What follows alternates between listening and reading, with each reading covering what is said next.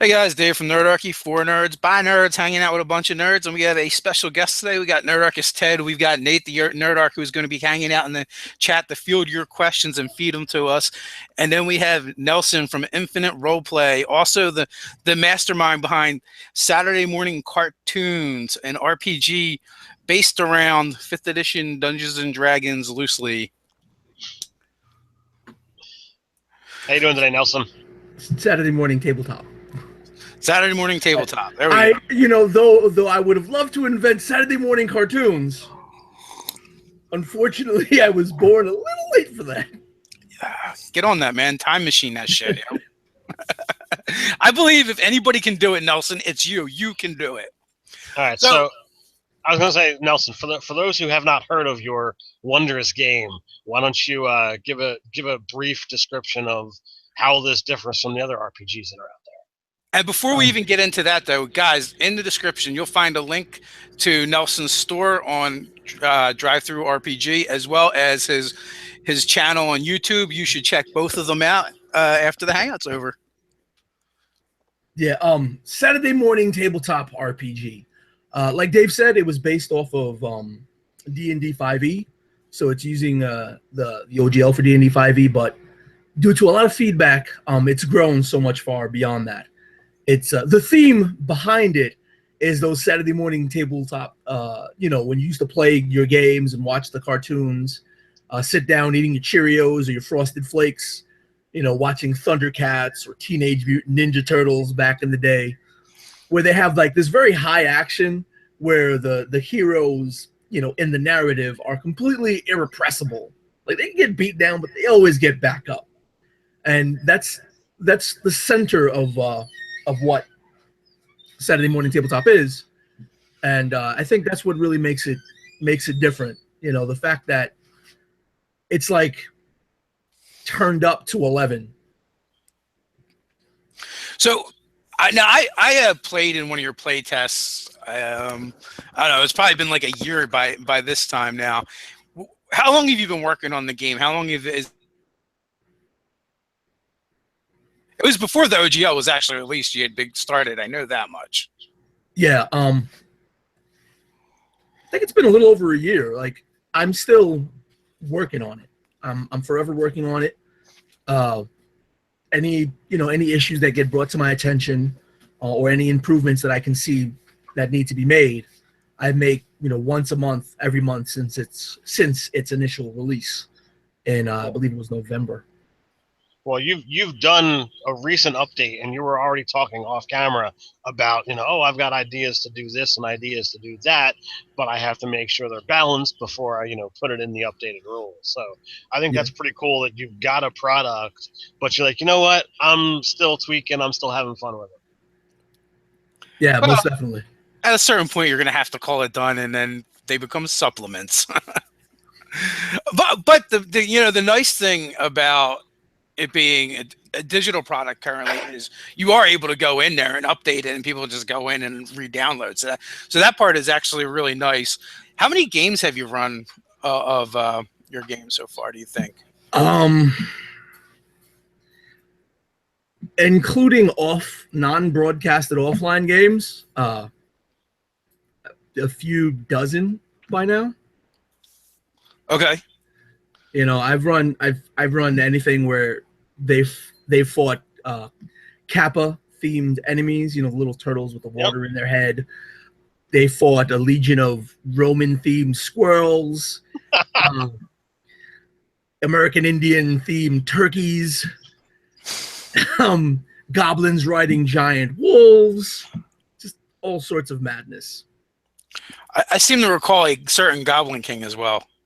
Yeah, he was the Frost Goblin King in the early alpha with all the Frost Goblins and the giant animated snowman. Can't go wrong with a giant animated snowman. No, I had a blast playing it when you ran your session for us. Why would someone play this game opposed to just playing 5th edition Dungeons and Dragons or some other game? I think like one of the biggest differences in Saturday Morning Tabletop from 5th edition Dungeons and Dragons is the awesome power. I know it was something like you brought up and a lot of other people brought up during the testing, and I really focused on it. And one of the rule sets that I've implemented with Awesome Power is now wrestling. You know, you can wrestle an opponent that's armed and deal scaling damage, and it's all really quick. Like it's all you know, quickly referenceable on the character sheet. And other than that, you can do some really wild things. Like you can create Cloud almost from Final Fantasy with the gigantic Buster Sword. I know Ted is making a basically a Wemmick druid. My boy Brian, who's actually in the chat right now, has played a Yeti warrior for like the longest. You can make characters that are similar to Bleach characters, summoning weapons in your hands and changing their forms. Well, the ridiculousness of people who want these oversized weapons, and you've seen it all the way back in third edition when you had monkey grip and that kind of things, and people wanted these things. They're like, oh, it's been made popular in video games and anime, so how do I go about doing it? Well, in fifth edition, there isn't any kind of rule. Oh, you know, you're not proficient or the weapon's too big. It's just disadvantage. Well, here you can do things to actually just like, no, I do this all the time. So clearly, your inspiration is Saturday morning cartoons, and you mentioned a few. But what made you decide to actually make a rule set to go along with that, instead of just adapting one of the other many rule sets that are out there?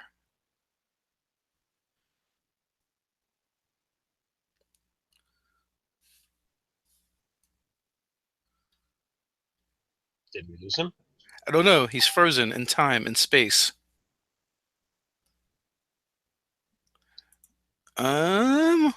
Possibly. Let's see. Google kicked him out, is what he's saying. Well, hopefully he can get kicked back in. Or we will have to have a Saturday morning cartoon discussion without him. So, Dave, do you want to talk about when he's going to be running the game on the channel?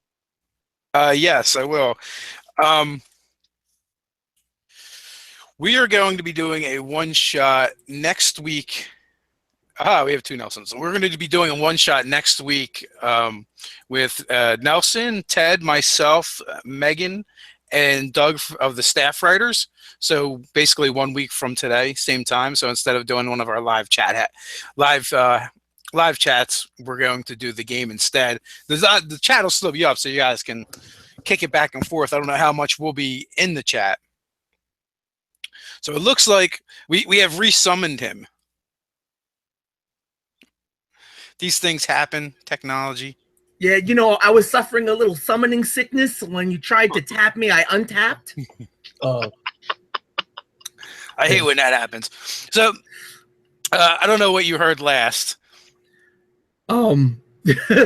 We just got is for creating this game, but what inspired you to actually create the rules whole cloth instead of just adapting a system that's already out there? Like maybe like Fate Accelerated comes to mind right away. Fate Accelerated is it's amazing to play, but the way the rules flow, not a lot of people feel comfortable with that kind of mindset, that kind of freedom. And it can also be, I mean, believe it or not, it can be abused. Fate Accelerated. So it's, you know, when you really tear into the mechanics of it, it's a little imbalanced at times when all you're doing is stacking your boosts. You know, 4 people stack each other.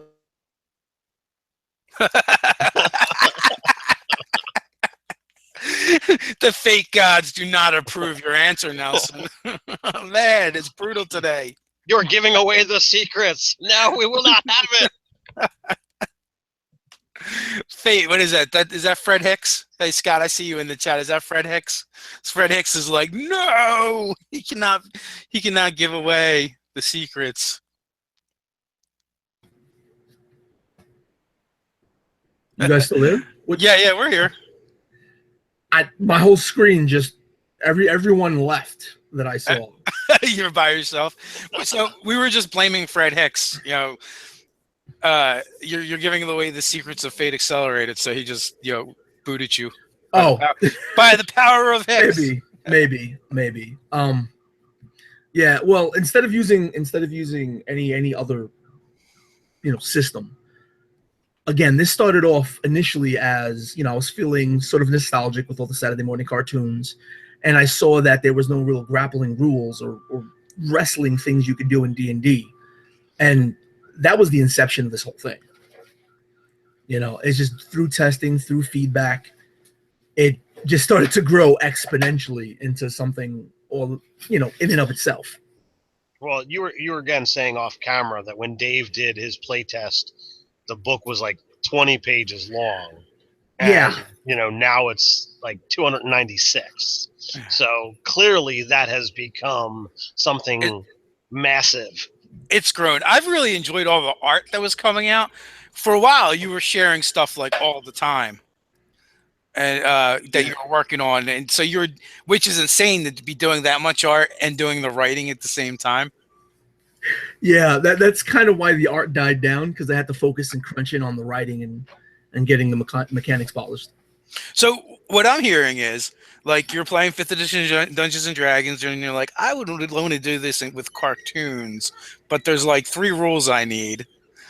So let me make them, and then that blew up into like a whole new rule set, and it just kept going.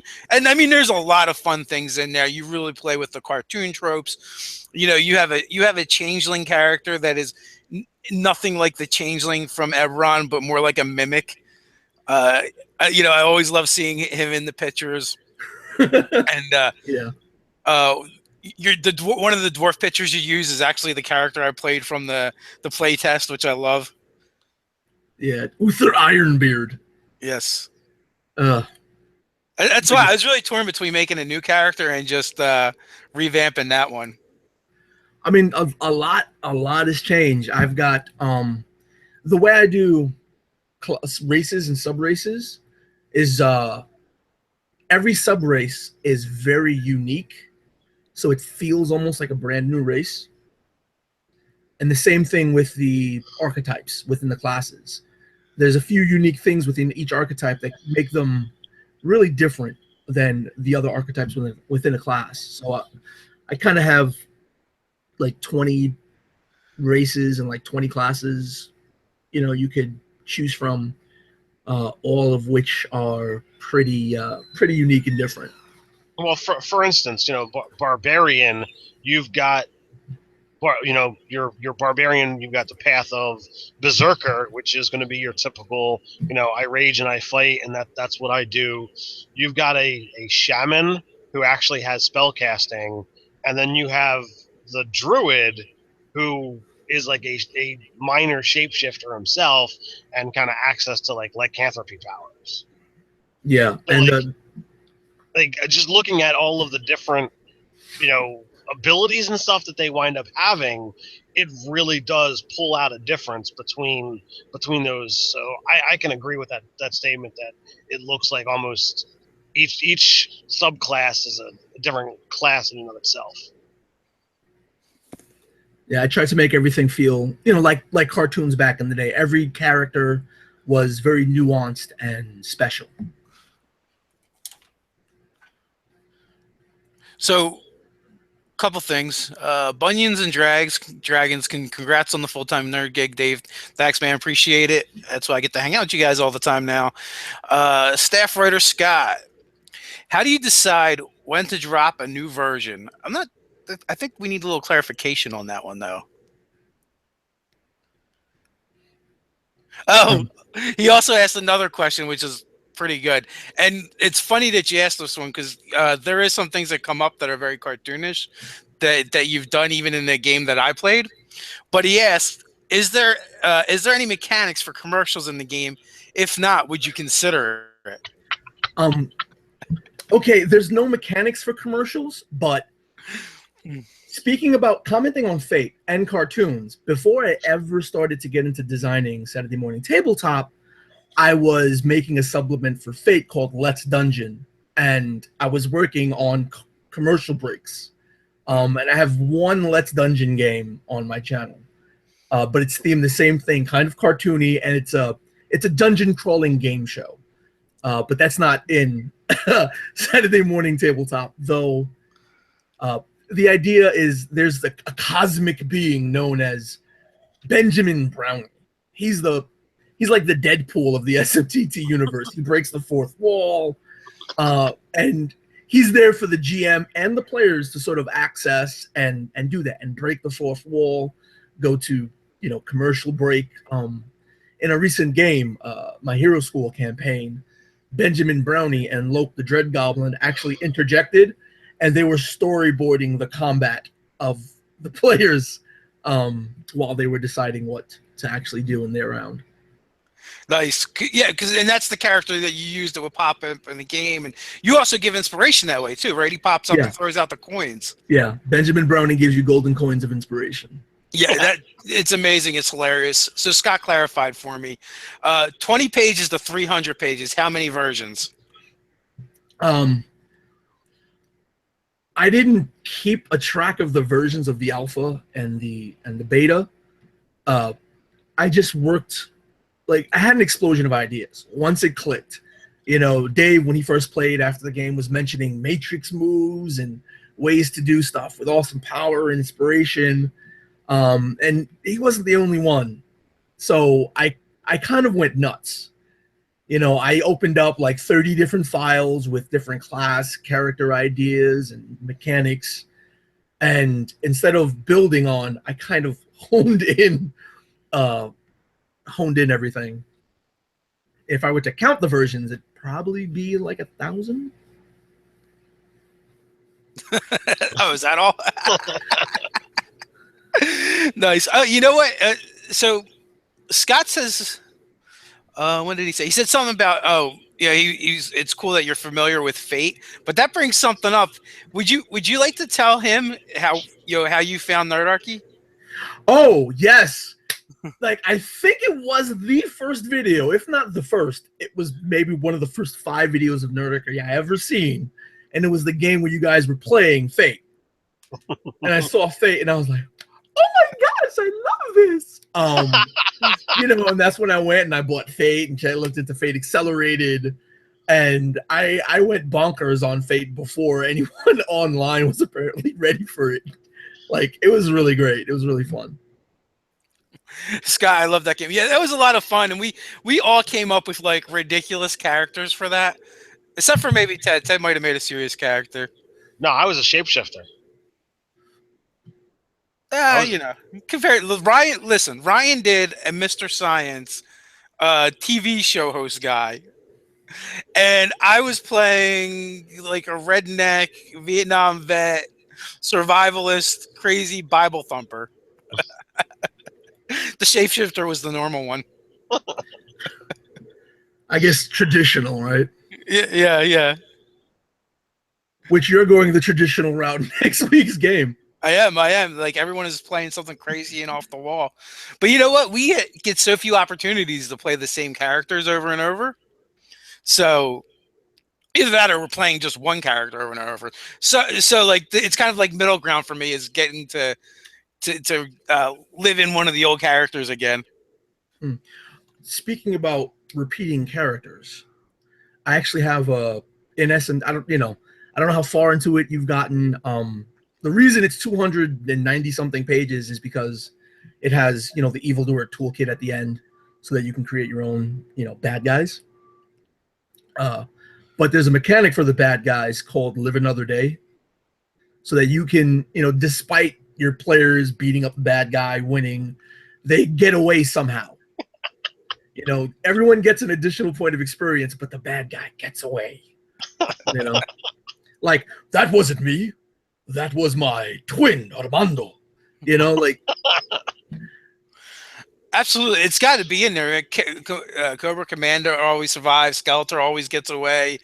Mumrod never stays dead. Yeah. It only makes sense. There's even a I never use it because it's kind of mean, but there's a what is it called? Monologue. There's a monologue action that bad guys can do, where instead of attacking, they use their action to monologue and start stealing experience. That is ridiculous. So there's a lot of ridiculousness in this book. Huh. I feel like that should steal inspiration, though, as opposed to experience. Maybe inspiration and then go to experience. Or maybe as an optional rule, it's a less mean rule. Maybe. Take the coins. Taking inspiration is pretty mean, too, though. No, that's what I mean. It's like it's the less mean way to go. But I do love the idea of monologuing and then having a mechanical thing happen because they do it. Or give them anti-inspiration. Desperation? Yeah, desperation. That's it. You get 3 desperation. What happened to 1? We're going right to 3. Where you're going, you're not going to need inspiration. Well, maybe it depends upon the awesome power of the villain. Yeah. The monologue action depends on the villain's intelligence modifier. Okay. There's only truly smart villains in cartoons ever bother to be like, oh, you do not know of my plans. Well, it matters not. You are defeated, so I will unravel everything before you, mockingly. You know. So that's what it's dependent on. The Monsters again. Excuse me. And I just watched Aliens vs. Monsters again, and he has the best monologue of any villain ever. When he's getting cloned, where you hear like every third word. Yeah, that is good stuff. That is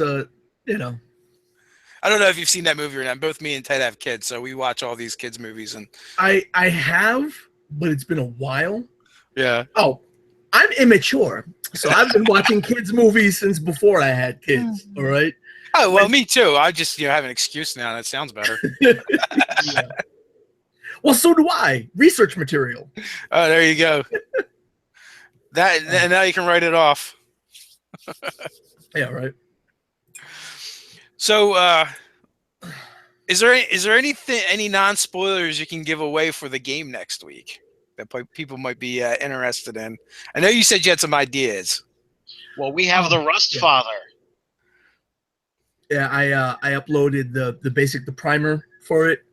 For the Rust, the game is going to be called the Rust Father, and the premise of the game is that there's an NPC that goes by the name of Simon G. Sprocket, who is a very old gnome inventor. Because in my version, gnomes are like the traditional sort of tinkerers and stuff. And he's been trying to create a tinkered caretaker, which are the robot race in the game. But they're living constructs. So there's a bit of magic in them. And he's trying to build ones that have no magic. A complete, a total and complete creation of pure technological genius.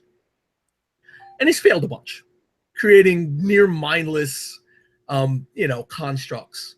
Except for one. Yeah, automatons. Except for one. One seems to be self-aware, but even smart people can be stupid. So he sent her to lead an expedition to a place that goes through a place which is very, very dangerous. And she hasn't come back. So he's like, oh no, my invention, help me, please. That's the basic premise. The beginning of the game takes place in Mitzelberg, which is the short and dirty version of the description is a gnome-themed 1920s New York. Where, the electrical wires are like, you ever seen pictures of 1920s New York where it was primarily DC current, so they had to have webs of wires going everywhere? It's the same thing in Mitzelberg, but instead of electricity being generated through technology, it's actually condensed lightning. It's magic in a wire. And for the most part, that's Mitzelberg. They'll be going through the Shadow Wood, which is it's like the evil forest. It's one of those quintessential evil forests. There's no like here's a forest. There may be some bad guys. There may be some. No, it's an evil forest. It's like the Forbidden Forest, Fangorn Forest, Yeah. all rolled into one. Yeah, all of that beautifulness, and it's always dark. So Chad Sherry has a question for you. Are you dead when you lose XP or just retired? The way you level up in the game is that you have an XP bank. And when you have enough XP to reach the next level, you pay that XP and reduce it from your bank. So you can never lose XP in excess of your level. It's only stolen from that bank to make leveling up longer, to have leveling up be a little bit more protracted. Like if your players are getting into a lot of fights and leveling up really fast, you can start having smart evildoers monologue, both to be goofy and to slow up the leveling process, to have a little bit more control of the leveling process. Also in SMTT, we didn't mention this. There's 3 versions to play. There's the RPG, which is the very kiddie, combat doesn't really matter, just have fun. The RP13, which is like the middle ground. It's like D&D, and the RPMA, which is, ow, don't hurt me. And for the most part, up until you get to RPMA, you can only lose a character narratively. They only die narratively. Even when they go to 0 hit points, they don't die. They can roll up, get back in the fight a bunch of times. They can go down a lot of times. Death isn't something you should necessarily fear when playing Saturday morning tabletop. So you kind of went into where I was going to go next is like, the villains they have a thing where they can't die. So, okay. So basically the players do as well. It's just like you said, narrative is the only way. What are there penalties for dying? You lose your character. I mean, if you die, you lose your character. Well, what I mean is like if you're taking on a fight, you're reduced to 0. If you're reduced to 0, there are these things called Haggard levels. Depending on how high level you are, tells you how many Haggard levels you can get. When you go down to 0, similar to a death save in D&D, you roll a d20, and if you roll below a 10, it's a failure. If you roll 10 or higher, it's a success. 3 failures, and you're down and out. You can still get back up, but your friends have to get you up. But if you succeed before then, rolling a 10 or higher, you mark down that you gain a level of Haggard, and you raise your hit points up to your beat up threshold, which is half of your hit points. You just spring up and start fighting again. Yeah, go ahead. So the one thing I think we should really delve into a little bit, because it's really what differentiates your system in my mind. As far as I know right now, I haven't delved any deeper. But when I first played the game, you introduced this concept of awesome power, and really what that just meant was you could use oversized items, and it would help you with like grappling and stuff like that. And and I said, hey, you should do something with this. This is a really cool mechanic. And you're like, okay. You took the ball and ran with it. So in my mind, what's one of the things that's going to make this game stand out and make it awesome is the awesome power. You want to really explain that that attribute? Awesome power, initially it was very limited, but now awesome power is a sort of ambiguous rating to how awesome your character is, and you could increase it through doing a certain number of things, class features, feats, and whatnot. And what it's tied to now is not only how large of an item you can equip yourself with, how many critical items you can equip yourself with, but a majority of the classes have ways to use the awesome power. Like the thief multiplies the damage they deal when they sneak attack by their awesome power. A priest multiplies the healing that they do by their awesome power. The performer, which is I've always been frustrated with bards and how they've been made. So the performer is my version of a bard, and one of the things that they can do is a performance called Vicious Mockery, and the damage it deals is multiplied by the awesome power. There's also ways to increase your unarmored AC by your awesome power. such as getting, I believe it's the Beast Blood Gator feat. When you go into your hybrid form and you grow all these scales, you can add your strength modifier plus your awesome power to your armor class. So you've taken the awesome power, and now it's kind of like the factor, the cool factor for whatever your character is supposed to be good at is that much better by that. So if you really want to make a character that's really specialized in that thing, you would double down and triple down and whatever you can do on awesome power. Otherwise, you're going to build a more like diverse character with a wider skill range. You can. There's several things that benefit from having a low awesome power. There's the bigger they are feat, where if you have an awesome power of 1 or lower, you get a bonus to attacking anything larger than you. You get advantage against anything that's larger than you. So there's things like that. It's not done. Again, it's in the early alpha, the new gear creation toolkit. I'm going to be releasing not gnome armor, golem armor, which is basically mechas, but only small characters can actually pilot them. Oh, that's awesome. I love that idea. I've done a little bit of that in 3rd edition with some of my like goblins and gnomes and stuff like that. So I think that's a great way to go with Saturday morning. What you want to go through a quick list of the races and just a quick description of them? Elevator pitch. There's a lot of races for an elevator pitch. Well, we're going from the bottom floor to the top to the penthouse. All right. So you have Yetis, you have dwarves and elves, you have cat people, which actually come in 3 different varieties. You can be like your traditional D&D Wemmick. You can play an actual, humanoid cat person, but you can also play a cat. So I think those ones are pretty cool. You can actually play golems, which actually he's got a screen share going up. So go ahead and take it over, Nelson. Yeah. Starting from the top to the bottom, you have your caretakers, which are basically living constructs. There's the tinkered caretaker, which is the robot, and the crystal caretaker, which is living crystal. Going down from that, you have the changeling, the changeling is more based on the actual mythos of the changeling and how they can change shapes, and eventually they get to the point where they're like mimics changing into items and people and even animals. There's the cats, the Divisavion. That's the actual cat you play. The sort of humanoid cat, and then the Wemmick-like cat.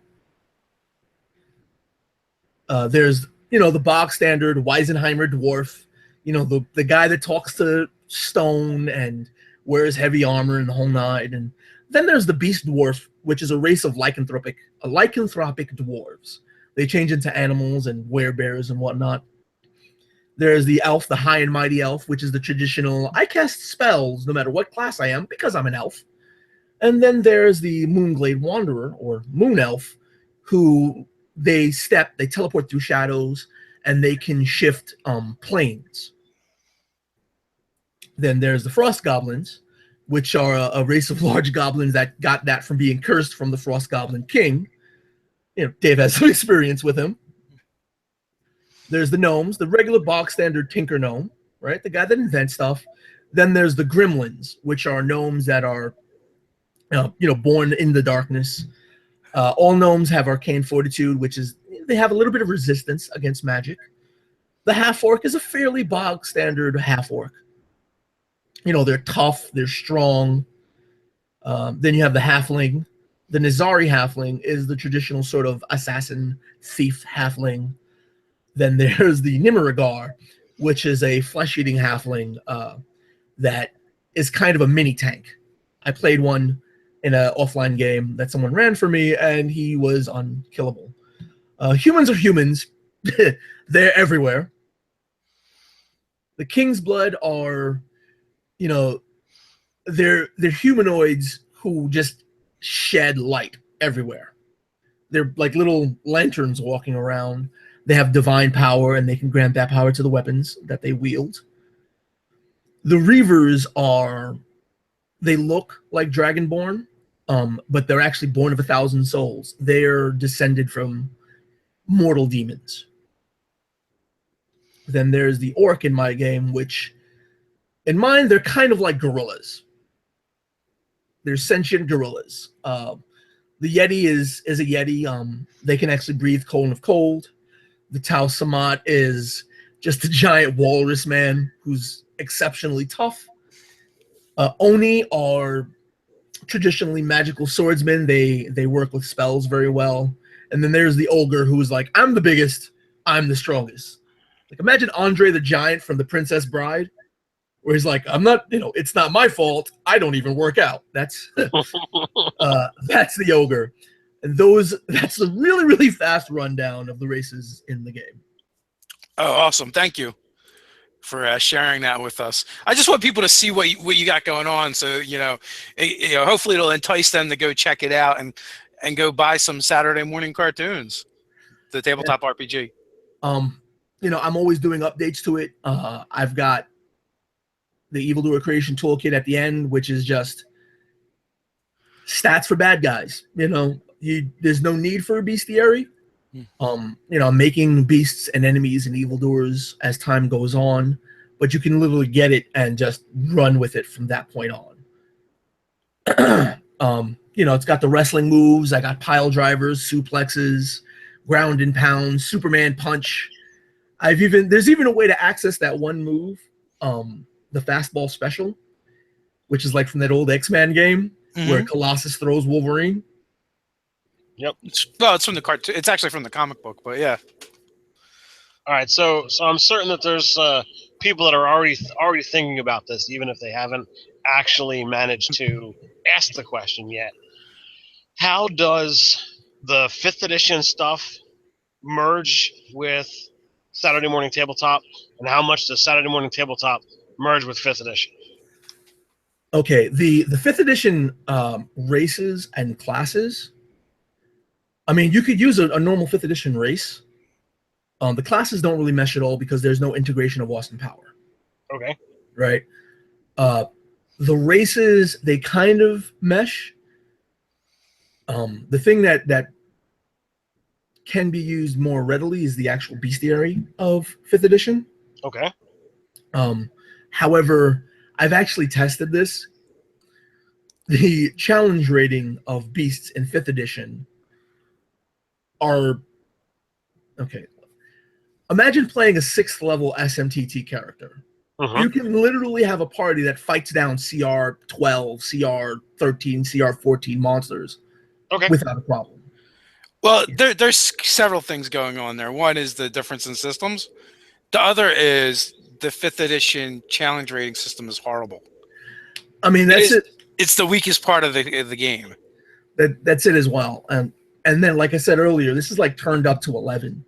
It's just really cranked up. Everything is really powerful, really wonky, and out there. You're strong. You're blowing out. You could blow up buildings. You could tear trees out from the ground. And it's all centered around that awesome power. Everything is relegated to how awesome do you need to be to do this task. Right. And you can get really high in awesome power. I had a player with a Warhammer, shatter a pillar. Because I just said, well, if you have an awesome power of 3, I would guess you're awesome enough to do that. And he did. So he did. I'm asking for posterity because I know that that's, with them built on the same engine, people are like, well, there's no bestiary in the books. Can I use the stuff I've already got? Yeah. So the answer is yes. Just you need to make sure you're scaled up to the actual level. Keep in mind that they're not strong enough. The creatures in the 5e bestiary aren't strong enough, but you could always use them as minions. Because in SMTT they have the defeat minions action where each character can just narrate how many minions that they beat up. And there's even an item that allows you to increase that number. Yeah. So, Zareth Gaming. So basically, Saturday Morning Cartoons is a separate rule set. It's its own game. Awesome Power is probably one of the defining things, but all the cool races and classes is another thing, and the theme as well. I believe there's a pay what you want version that you can go download as well. There is the beginner game, It's an earlier version of the core rules because, like I said, every month I've been updating. The beginner game has a few of the classes and races up to level 6. It has 2 adventures in it as well, Matchstick and Reign of the Squirrel King. And the yes, Reign of the Squirrel King. There is a king who is a squirrel. Hey, I like squirrels. I'm digging it. You said squirrel. I heard swirl. I imagine this guy running around giving everyone swirlies. No, he's a squirrel. The Squirrel King. His name is King Cashew. So there's 2 adventures with all the enemies necessary to play. That way you can get it has all of the actual mechanics of the game. It's just that the player options aren't all in there because there's a ton of them. There's a lot of things that you can do in the core rules, and the Evildoer Creation Kit isn't in the free version. Other than that, you have all the mechanics of the game. Which is cool because at least they get to take a look at it to get a feel for the theme and what you're going for, and then they can decide whether they want if it's something they want to own or not. Yeah. So I thought I would point that out so you guys can go check it out, download it, throw Nelson at least $1 or something, man. The guy's a workhorse. Yeah. Also in Got kids to feed. The core rules, I have extensive bookmarks, and the gear section and magic section are 100% hyperlinked. So if you, I can vouch for that. If you're scrolling through the items and you're like, wow, the Anastalita, that's really weird. What in the hell does that do? You just click the name and it takes you to its description. I can tell you it's an awesome sword that one of its powers is you can do a special attack action that you get a number of attacks against adjacent foes equal to your dexterity modifier. Awesome. You whip them. So whip it. Let's see. Love to reload live. Is this sort of like rock, paper, scissors, lizard, Spock based on a D&D 5e? I don't really know what that is. I've heard of it, but I wouldn't know. I don't know if these guys do. I don't know what that is either. Rock, paper, scissors, lizard, Spock is they took the rock, paper, scissors game and added more to it so that you've got Lizard and Spock thrown into the mix. So I'm going to guess that what he's saying is, did you take 5th edition and just make it bigger so that you've got the ability to add all this other stuff like new races and the awesome power? I kind of say to one side, yes, to the other side, no. It's built on the same engine, but I think it's evolved beyond just an additive to the game, as it's really its own game. With SMTT, you have the mindset that you are heroes. You are going through to be this hero. D&D still allows you to go do neutral missions and evil missions. You're playing a cartoon show that you would watch on Saturday morning. You're over the top. You've got these missions, and you're expected to just succeed. Did I get it? Yeah, for the most part, it's kind of like what you said. Yeah, sort of. You know, it's like a bigger version of D&D. It's just that the little that's been added or changed has a cascading effect. Mm-hmm. You know, the small changes work out to be very large changes. Awesome power. You know, there's no need for item weights because it's relegated to your encumbrance, which is a factor of your awesome power. Spells have been completely changed because they can be multiplied by your awesome power. You know, there is it's similar enough where you could just jump in and start playing fairly easily. The reason that I say it that way is because of the way you built it. You can take something from 5th edition and put it into your game, but you cannot. But you can't go the other direction. It doesn't work because of the way your game is made. So therefore, I don't feel that it's just an additive. It's its own game. I got you. Yeah, that's right on. So there's calls for the link. Where's the link? It's in the description, guys. You can find a link to both Nelson's channel and to his store, and that will take you to it. So yeah, I'm listening to TED Talk, and I'm thinking, when does Nelson make the evil edition, the evildoer edition of the game? Well, you know, you can play it however you want, right? No, don't tell him that. Don't tell him that. You're killing yourself. How are we gonna make the evildoer edition supplement? Oh, a straight evildoer. Well, I've already got 2 spell schools in the game that are kind of mean, called the Twisting Serpent and the Creeping Dark, where, you know, poison, acid, undead summoning, it's kind of there. But yeah, there's no maniacal evil-doing lich class. Well, no, what Dave is saying is, you know, play the style of game that you've designed, but you've got an evil party that's got to thwart the heroes and find a way to succeed without doing the Megatron. Oh, they've gotten the upper hand. Retreat, retreat. You know, how can you get the flavor of Saturday morning with having evil succeed? That's, I think, the supplement Dave is looking for. Yeah, that's it revolves around a lot. It revolves a lot around having minions. Evildoers in these things always have minions. Of course. And that's something that I've been trying to work on and get a certain way. Yeah. Dude, that's the game for the evildoers. They're the minions of the evildoer. Okay. Oh, that's we'll play sacrificial minions. That's horrifying. So what it is instead of you playing a guy, you have a group. Each character sheet represents X number of minions, and when you level up, you don't gain more power individually. You get more minions, so you can only level up at a base where you could get more people to come with you.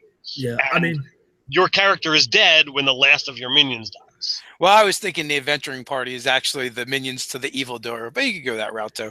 yeah, I think I like that too. Like the mastermind never goes out. It's the sacrificial minions. And then like when the minions are all gone, that's when the heroes have arrived at your lair. You know. Anyway, that's that's a great idea for something in the future. But like I said, I'm working on the gear creation toolkit. And I'm also developing the martial artist class. Ooh. Which is in early alpha.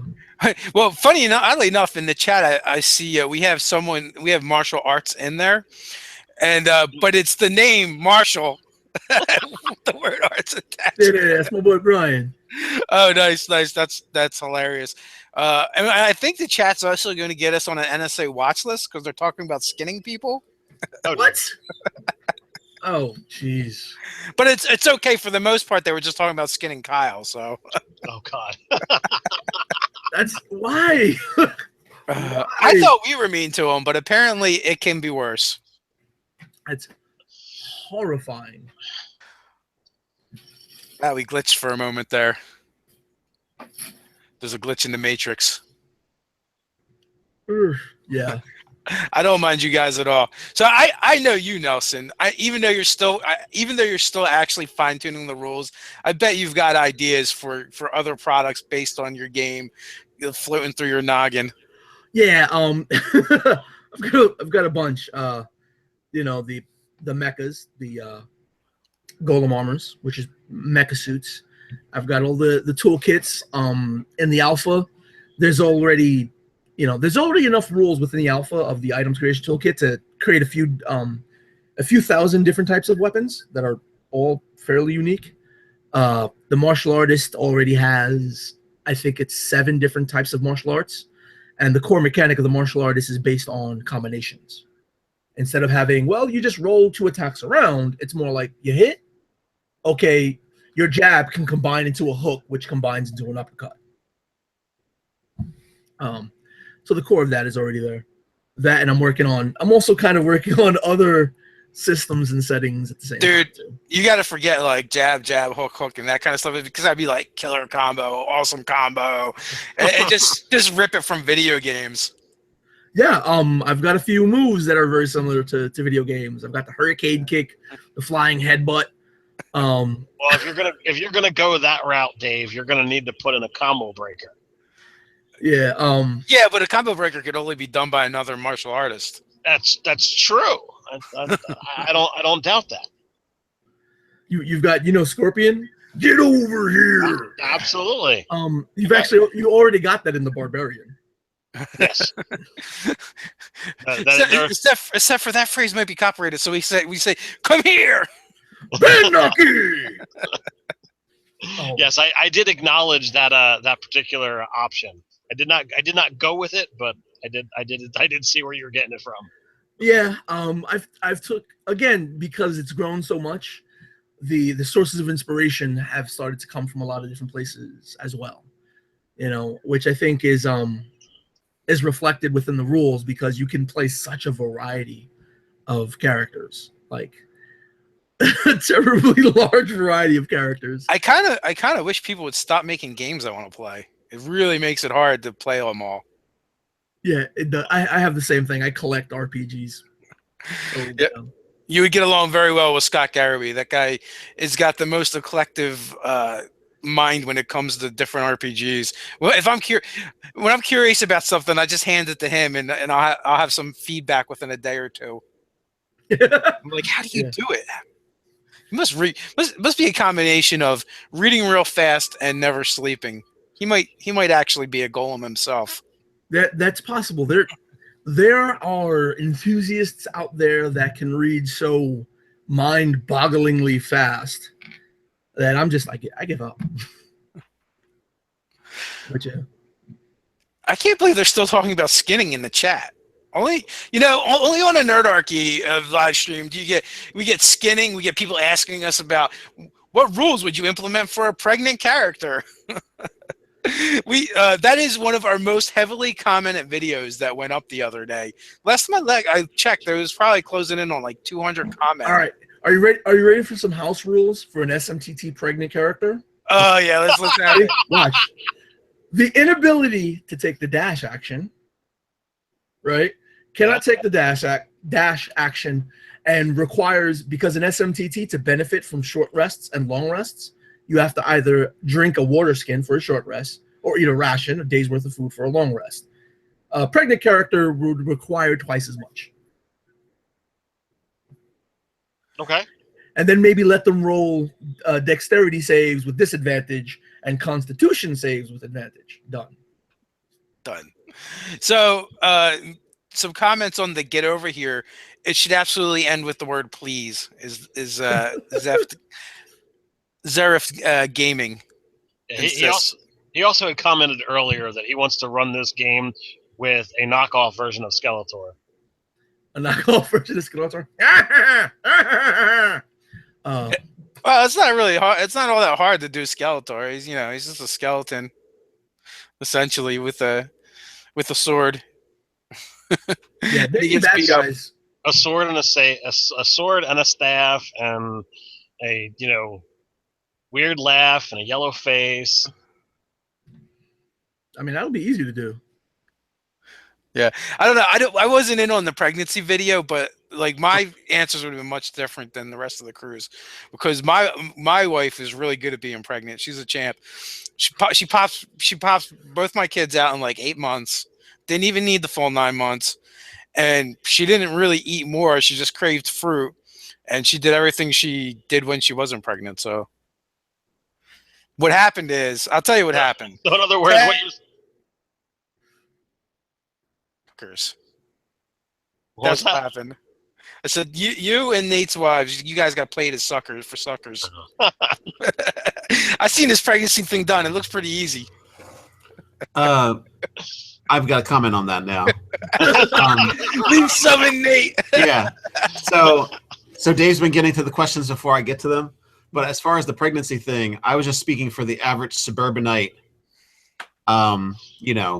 computer dweller, city dweller. not an actual like athletic person. Well, my wife is by no means athletic. Well, my wife stands and teaches for many hours a day and has done that for all 5 of the pregnancies. So, and she does all kinds of stuff she probably shouldn't be doing. So I was trying to go with the average rather than speak to my own personal experience, which had nothing to do with the average, as far as I'm concerned. Well, I feel I can only speak about my own personal experience. Everything else seems like guesswork. So Dave says, don't do any modified rules. Done. You have a bigger belly. Okay, go on. Bonus to the deception check. I say story is way more important than rolling dice for something. It's a bonus to the deception check, and they kind of it's like it's a feint attack essentially. That everybody's different, but also, I know you guys can't really tell from my physique now, but once upon a time I used to be a personal trainer, and you really don't change a whole lot in the routines until much later, unless something changes with the individual anyway. Yeah, but that's just bonkers. I had bad luck. You had bad luck? Yeah. Well, yeah, like I said, everybody's different. That's what it comes down to. So I'm really excited to play on next Wednesday. That's gonna be fun. Next week's gonna be a little busy for us. We're gonna be playing that game, and we're gonna have a session 0 for Open Legend RPG. And then that night is going to be another game that Sam's going to be running. The crazy 40th level game. Yep. Gish game. 40th level. So the way it works is you take 2 classes up to level 20. So you have 40 hit dice. You have 40 levels.